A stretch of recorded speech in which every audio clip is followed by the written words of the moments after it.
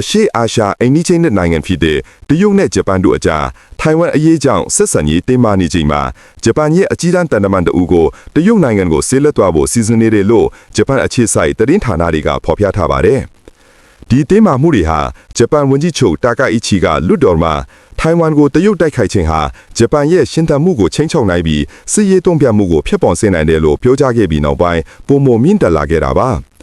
ဂျပန်မီဒီယာတွေရဲ့ရေးသားဖော်ပြချက်အရဂျပန်နိုင်ငံသားရေးဝန်ကြီးဌာနရဲ့အာရှနဲ့သမုဒ္ဒရာဒေသဆိုင်ရာဖြူရိုညွှန်ကြားရေးမှူးချုပ်မာဆာကီကာအီချီဟာတရုတ်နိုင်ငံသားရေးဝန်ကြီးလျူကျင်းဆောင်နဲ့တွေ့ဆုံဖို့ရှိနေပါတယ်။သတင်းဌာနတွေကမျှော်လင့်တာကတော့တန်တမန်ကာအီချီအနေနဲ့ဝန်ကြီးချုပ်တာကာအီချီရဲ့မှတ်ချက်ဟာဂျပန်လုံခြုံရေးမူဝါဒပြောင်းလဲမှုမဟုတ်ကြောင်းနဲ့ဆက်ဆံရေးကိုထိခိုက်စေမဲ့လက်ဆောင်ချက်တွေကိုရှောင်ကျဉ်ဖို့တရုတ်ကိုတိုက်တွန်းကြောင်းရှင်းပြဖို့ဖြစ်ပါတယ်။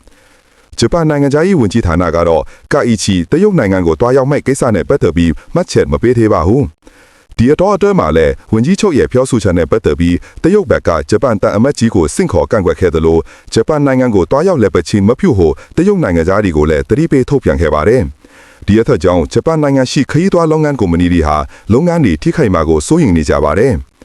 ထိုင်ဝမ်သမ္မတလိုင်ချင်ဒီကတော့တရုတ်နိုင်ငံဟာဂျပန်အပေါ်ဗတ်ပေါင်ဆောင်ကတိုက်ခိုက်မှုပြုလုပ်နေပြီးအင်ဒိုပစိဖိတ်ဒေသရဲ့ငင်းချမ်းရေးနဲ့တည်ငြိမ်ရေးကိုပြင်းထန်စွာထိခိုက်စေတယ်လို့ပြောပါတယ်။ဒါအပြင်ဒေသတွင်းငင်းချမ်းရေးနဲ့တည်ငြိမ်ရေးအတွက်ပြဿနာရှာသူခမဲ့အစားအင်အားကြီးနိုင်ငံနဲ့ကိုက်ညီတဲ့အပြုအမူကိုပြသဖို့တရုတ်နိုင်ငံကိုတိုက်တွန်းထားပါတယ်။